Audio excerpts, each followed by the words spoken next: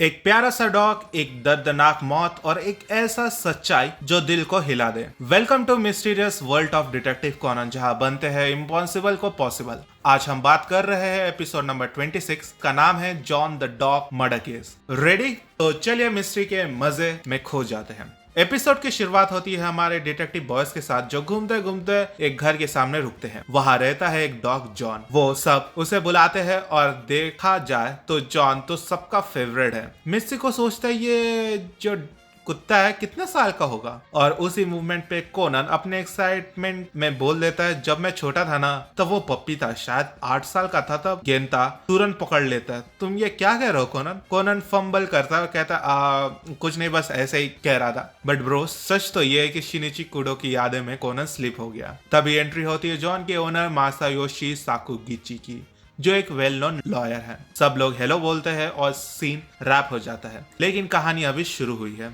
कुछ दिन बाद रान, कोनन, मोरी डिनर के बाद वापस आ रहे होते हैं जॉन के घर के पास से। रान को याद आता है कि ये वही घर है जहाँ शिनिची रोज जॉन से मिलता है, और मोरी सडनली बोल पाता है, मासायोशी नाम तो सुना है मैंने। कोनन बोलता है, ये बहुत ही बड़े लॉयर है, बच्चों के केसेस को सॉल्व करते हैं। रैन कहती है, ये वही घर तो नहीं जहाँ एक मिडिल स्कूल स्टूडेंट ने सुसाइड किया था? बस उसी वक्त घर के अंदर से चीखने की आवाज आती है। सब दौड़ते हैं घर के अंदर और जो सीन दिखता है वो शॉकिंग है। जॉन ने एक आदमी को मार दिया। पुलिस आती है। विक्टिम का नाम है ताकेशी माहेरा, 22 साल का, जो जॉन के घर के बगल में रहता है। और मासायोशी उस वक्त घर पे नहीं था, बल्कि बिजनेस ट्रिप के लिए इजू में था। कोनन को एक चीज दिक्कत देती है, जब मासायोशी ने फोन किया तभी जॉन ने अटैक क्यों किया? ये कोइंसिडेंस है या फिर नहीं? कोनन कहता है, जॉन बिना किसी रीजन के कभी अटैक नहीं करेगा, वो एक ट्रेन डॉग है। इंस्पेक्टर मेगोरे रिवील करते हैं कि ताकेशी वो लड़का है जिसके बुली के वजह से मासायोशी का बेटे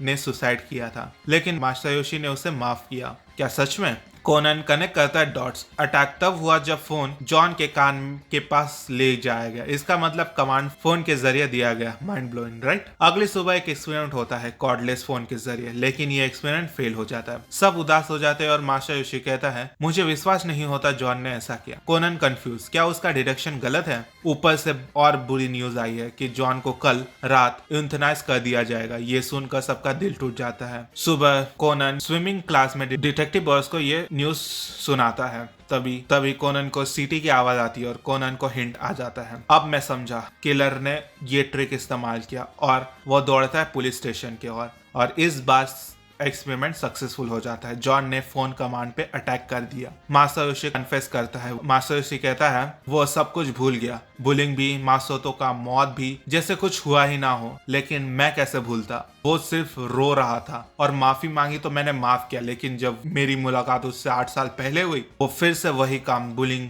करना शुरू कर दिया था। मासायोशी ने जॉन को सीक्रेटली ट्रेन किया था as a weapon of revenge. Conan breakdown होकर कहता है, आपको क्या लगता है जॉन खुश होगा कि उसने बदला लिया? नहीं, वो हर रोज मासोतो के कमरे के बाहर बैठता था, मासोतो का इंतजार करता था। जॉन के लिए ये रिवेंज नहीं, सिर्फ दोस्ती थी, सिर्फ प्यार था, और केस सॉल्व हो जाता है। जॉन बचा लिया जाता है, एक रिलेटिव उसे अडॉप्ट कर लेते हैं, और हम सब एक इमोशनल राइड से निकलते हैं जहां एक इनोसेंट डॉग को वेपन बनाया गया, लेकिन सच, प्यार और दोस्ती ने सब कुछ जीत लिया। तो दोस्तों, ये था डिटेक्टिव कॉनन का एक हार्ट टचिंग और thrilling episode, John the dog murder case, जहां एक डॉग के लॉयल्टी ने पूरी मिस्ट्री को पलट दिया। अगर आपको ये ब्रेकडाउन पसंद आया तो लाइक करो, सब्सक्राइब करो और कमेंट करो जस्टिस फॉर जॉन, अगर आप भी जॉन के फैन हो। मिलते हैं नेक्स्ट मिस्ट्री के साथ, तब तक के लिए स्टे क्यूरियस, स्टे डिटेक्टिव।